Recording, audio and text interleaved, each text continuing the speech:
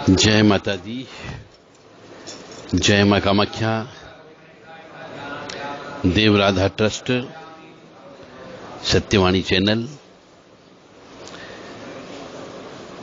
नींबू काट करके चौराहे पर भेज देते हैं तो बहुत सी समस्या हल हो जाती है। ऐसा क्यों होता है? या ये कहें कि जब समस्या आना प्रारंभ हो जाती है तो क्या किसी रिश्तेदार से संबंध तो खराब नहीं हुआ है? यह भी आपको देखना होगा। जब भी आपका कार्य बिगड़ना प्रारंभ हो जाए, किसी भी तरीके का, दुकान में ग्राहकी आना बंद हो जाए, अचानक दुकान चलती चलती बंद हो जाए, आपकी सर्विस पर आंच आने लग जाए, विवाह की तारीख तय होने पर विवाह टूट जाए, ऐसे कई प्रकार की समस्या जीवन में आती है। चप्पल जूते ज्यादा खरीदते हैं क्योंकि बहुत जल्दी जूते टूट जाते हैं, सैंडल फट जाते हैं। तो इन सब के पीछे जो कारण है, उस कारण को खोजने का प्रयास किया गया है। जय मां कामाख्या, जय मां दी। तो मनुष्य को सबसे पहले यह देखना चाहिए कि जब कार्य बिगड़ना प्रारंभ हो जाए या समस्या आना प्रारंभ हो जाए, समस्या आना शुरू हो जाए, उसके 1-1.25 महीने पहले किसी रिश्ते में दरार तो नहीं पड़ी, यह अवश्य चेक करो। किसी रिश्तेदार से या पत्नी से या पति से या बेटे से या बेटी से कोई भयंकर झगड़ा तो नहीं हुआ, ये कोई ऐसी बात तो नहीं बोल दी जिससे उसके मन में खटास आ गई हो, या किसी जीव को अनजाने में आपने तकलीफ दे दी हो। कोई जीव यानी गाय होगी, कुत्ता होगी, कोई भी जानवर हो गया, वो अपना काम कर रहा, परंतु आपने जाने अनजाने में उसको परेशान किया बहुत ज्यादा। या फिर देखो कि इस अवधि में 1.5-2 महीने में पिछले आपने ऐसी कौन सी वस्तु खरीदी जो घर में आई हो। इन सब चीजों का गौर करना चाहिए। और फिर चौथी चीज इसमें ध्यान रखने योग्य बात है कि क्या आपके ऊपर या परिवार के ऊपर या दुकान के ऊपर या व्यवसाय के ऊपर कोई काला जादू तो नहीं हो गया, कोई किया कराया तो नहीं हो गया, कोई तंत्र मंत्र तो नहीं हो गया।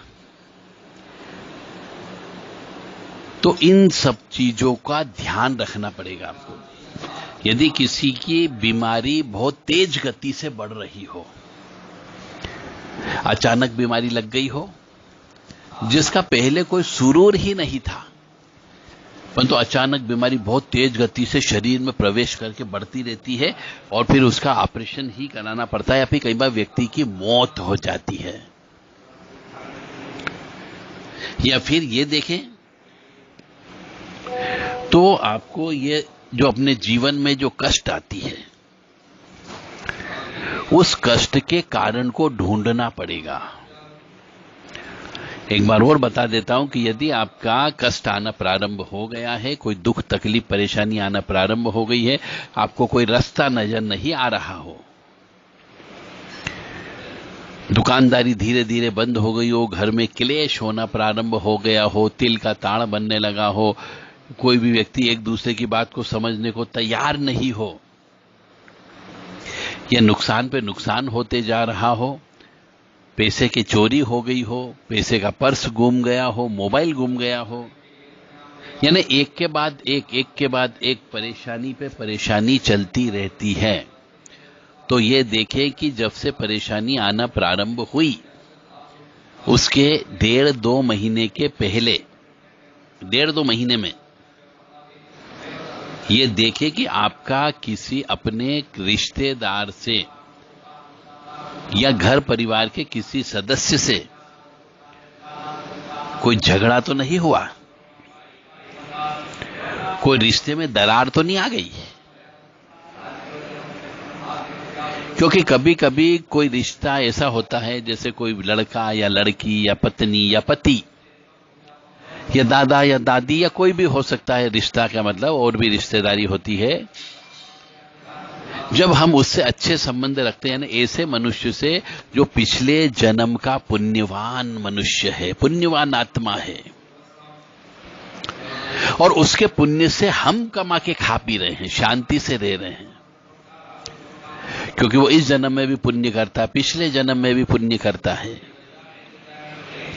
तो जो पुण्यवान आत्मा होती है, यदि उससे झगड़ा हो जाता है या रिश्तों में दरार आ जाती है, तो आपके यहाँ पे कष्ट आना प्रारंभ हो जाते हैं, क्योंकि उसकी पुण्य फिर आपको लाभ नहीं पहुंचा सकते।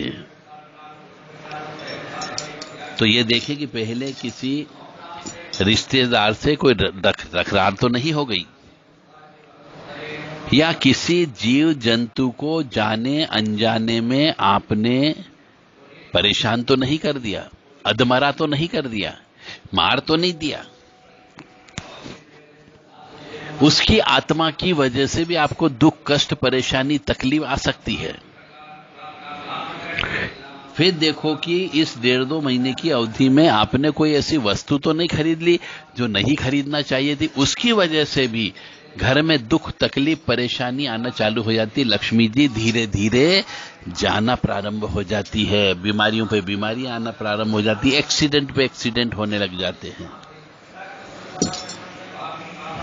तो ऐसी वस्तु तो नहीं खरीद ली जो नहीं खरीदनी चाहिए थी। कभी कभी कहते हैं ना कि हाथी के दांत नहीं खरीदना चाहिए, हाथी के दांत की वस्तु नहीं लाना चाहिए, नाचते हुए गणेश जी नहीं लाना चाहिए,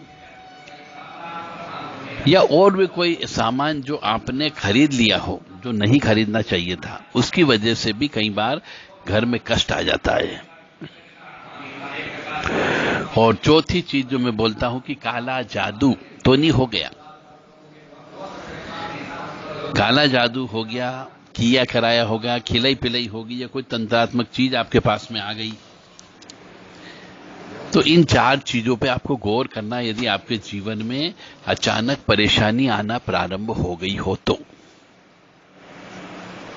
और इसको चेक करने के लिए पहले तो आप अपना दिमाग लगाइए, परिवार के सदस्यों को बोलिए, वो भी सोचे इस संबंध में, और फिर अपनी कुंडली अवश्य चेक करें कि लगन चार्ट जो होता है उसमें 6-8 भाव में, 6ठे और 8वें भाव में शनि राहु केतु तो नहीं है। यह वर्तमान अवस्था में शनि राहु केतु आ तो नहीं गया, वर्तमान अवस्था में चल तो नहीं रहा है। तो शनि राहु केतु यदि वर्तमान अवस्था में चलता है तो भी इस प्रकार की परेशानी उत्पन्न हो जाती है। तो अपनी कुंडली निकालो और चेक कर लो लगन चार्ट में कि 6वें और 8वें भाव में शनि राहु केतु तो नहीं है। और कंप्यूटर से, मोबाइल से भी कुंडली बना लो आज की तारीख में, कि आज की तारीख में चर के हिसाब से शनि राहु केतु 6 और 8वें भाव में तो नहीं है। और यदि हो तो चौराहे पर आपका पैर रखा जा सकता है, जो वहां पर उतारे रखे जाते हैं। तिराहे चौराहे पर बहुत से तांत्रिक लोग, गुनिया लोग, ओझा लोग, भोपा लोग, भगत लोग उतारा करके तिराहे चौराहे पर रात को छुड़वा देते हैं। और सवेरे सवेरे बहुत से मनुष्य घूमने फिरने निकलते हैं, मॉर्निंग वॉक करते हैं। वो यदि उसके पास से भी गुजर जाए या उसको उलांग ले या उसको ठोकर लगा दे, तो जो रात को छोड़ी गई चीज है, नकारात्मक ऊर्जा, टोना टोटका, वह उस मनुष्य के ऊपर चढ़ करके, चिपक करके घर तक आ जाता है। और यह फिर आपको कष्ट देना प्रारंभ कर देता है। जो मैंने कहा कि दुकानदारी चलना बंद हो जाती है, बीमारी लग जाती है, पैसे दवाई दारू में चले जाते हैं, घर में क्लेश, अशांति, दुख, आ जाता है और धीरे धीरे दरिद्रता आ जाती है। तो तिराहे चौराहे पर यदि कोई नींबू पड़ा हुआ हो, कोई नारियल पड़ा हुआ हो, कोई पूजा का सामान पड़ा हुआ हो, तो उससे बहुत दूर होकर के निकलें। अपनी छाया भी उसके ऊपर नहीं पड़नी चाहिए, अन्यथा आपके ऊपर वहां पर किसी दूसरे का उतारा हुआ टोटका, टोना, जादू टोना, वह आपके ऊपर आ सकता है और आपको नकारात्मक ऊर्जा प्रभावित कर सकती है।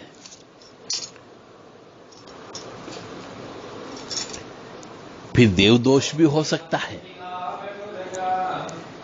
तो देव दोष देखने के लिए आपको एक प्रैक्टिकल करना होगा कि आंखें बंद करो, अपने इष्ट का ध्यान करो, और जिस कुल देवी देवता के नाम से अगर अपने शरीर टूटने लग जाए, हाथ पैर टूटने लग जाए, बीमारी जैसा महसूस होने लग जाए, मन नहीं लगे, कोई गंदी बदबू आ जाए, तो मान करके चलो कि कहीं न कहीं पर ऊपरी बाधा लग गई है। इसीलिए कहा जाता है कि जीवन में हमेशा रोड पर चले तो शांति से चले, ध्यान से चले। तो देव दोष के लिए जब भी हम देवता का, अपने कुल देवी देवता का ध्यान करते हैं, मंत्र जप करते हैं, तो हमारा शरीर टूटने लगता है, बार बार लंबी उबासी आने लग जाए, तो देवताओं की भूल हो सकती है। अपने कुल देवी देवताओं की आपको पूजा करने जाना है, और यदि वहां नहीं जा पाते हो तो अपने कुल देवी देवता के नाम से एक लाल कपड़े में ₹1.25, 21 रुपए, 101 रुपए या 151 रुपए या 501 रुपए, चावल, नारियल, ये उसमें रख करके एक तरफ रख दे उनके नाम का, कि भगवान मैं जब भी आपके पास आऊंगा ये लेकर के आऊंगा। अभी मैंने अब निकाल दिया आपकी पूजा के लिए, मेरे को इस लायक बना दिया जाए कि मैं आपके वहां तक आ सकूं। और अपने यदि गलती हो गई हो तो माफी चाहते ये बोल करके उसको अलग रख दे जाए। और देवता के जो भी वार आता हो, तिथि आती हो, दिन आती हो, उस दिन उनके स्थान पे जाकर के ये चीज चढ़ा के आना है, जहां उन कुल देवी देवता का मुख्य स्थान होता है। और यदि किया कराया हो गया तो उसके लिए केतु की भूमिका महत्वपूर्ण होती है। और नींबू और बृहस्पति केतु का मिश्रण कहलाता है, क्योंकि नींबू को बृहस्पति और केतु का मिलन कहा गया है। इसलिए एक नींबू काटकर चौराहे पर फेंक दे, और जो आखिरी टुकड़ा होता है उसे अपने सामने फेंकना चाहिए। यह मेन चीज है। किसी जीव का अनजाने में आपने दिल दुखा दिया हो तो माफी मांग लीजिए और मन में प्रायश्चित करो। और प्रायश्चित करने से जो आंखों से आंसू निकलते हैं, अश्रुधारा निकलती है, आंखों का मेल निकलता है और पाप धुल जाता है। इसीलिए प्रायश्चित कर्म करना चाहिए। कोई रिश्तेदार नाराज हो गया हो तो उस रिश्तेदार को मना लेना चाहिए। घर परिवार के किसी सदस्य से झगड़ा हो गया हो तो उसे मना लो, अन्यथा आपका धंधा पानी नहीं चलेगा।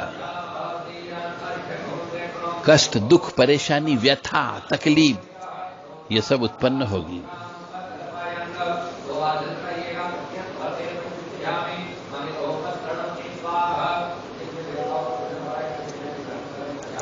अगर कोई वस्तु आपके पास ऐसी जो नहीं खरीदना चाहिए थी, आपने खरीद ली और उसके दोष की वजह से आपको कष्ट परेशानी हो रही है, तो वह जो वस्तु आपने खरीदी है वह कम कीमत में अपने यार दोस्तों को दे दो।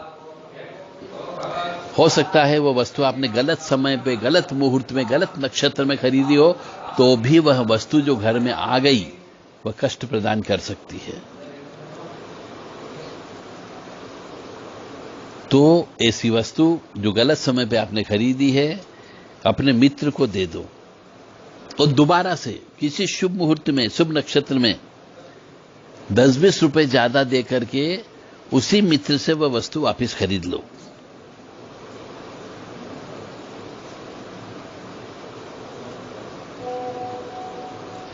छठा भाव, 8वां भाव और 12वें भाव में जो भी ग्रह रहते हैं,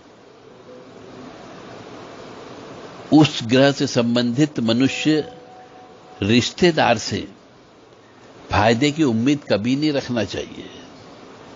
तो अपनी अपनी पत्रिका निकालो और पत्रिका में चेक करो कि छठे, 8वें, 12वें भाव में कोई ग्रह बैठा है क्या, और उस ग्रह का रिश्तेदार से क्या संबंध है। उस रिश्तेदार से दूर ही रहो, अन्यथा झगड़ा होने की संभावनाएं होगी। तो अब आपको समझ में आ गई होगी कि जब कार्य बिगड़ना चालू होते हैं तो चारों तरफ से कार्य बिगड़ना प्रारंभ होते हैं और कई बार हमारी परछाई भी हमारा साथ नहीं देती है।